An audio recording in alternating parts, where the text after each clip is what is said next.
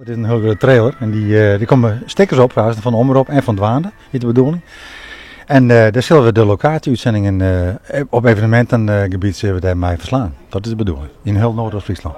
Achter alle grote ideeën zit een grote plannenmaker en die zit er in het midden van het geheel, Willem Kooistra van Presentatietechniek Holland. Ja, Willem, hoe bist je op dit idee gekomen?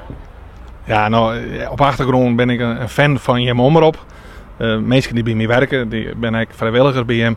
En ik wist er niet al heel lang dat we iets op locatie snel doen willen. Want een berg vrijwilligers, dat zei het al, vrijwilligers, dan mag het eigenlijk zo min mogelijk tijd ergens komen en de delt zetten en dan kwalitatief een goede uitzending mee te kennen.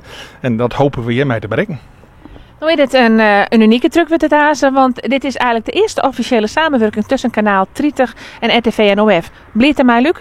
Ja, daar ben we hartstikke blij mee. De Jessica om stem.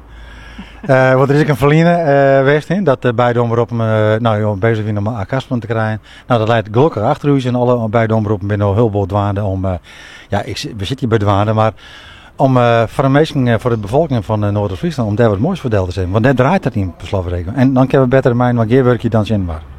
En Simon Talsma, wat zullen uw kijkers en uw luisteraars daarvan merken?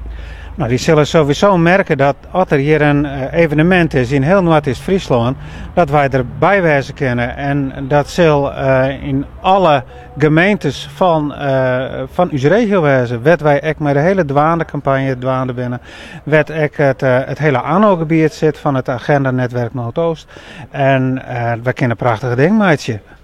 Ja, wat is het termijn waarop de trailer fully equipped rijden kan, Willem?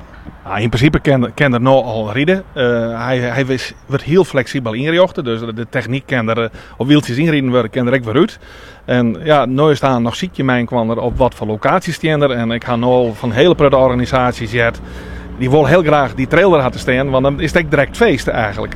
Je kan op radio en televisie live verslag gaan en de mensen die tussen zitten, zullen alle evenementen mee beleven. En dat is voor de economie van Noordoost-Friesland heel goed.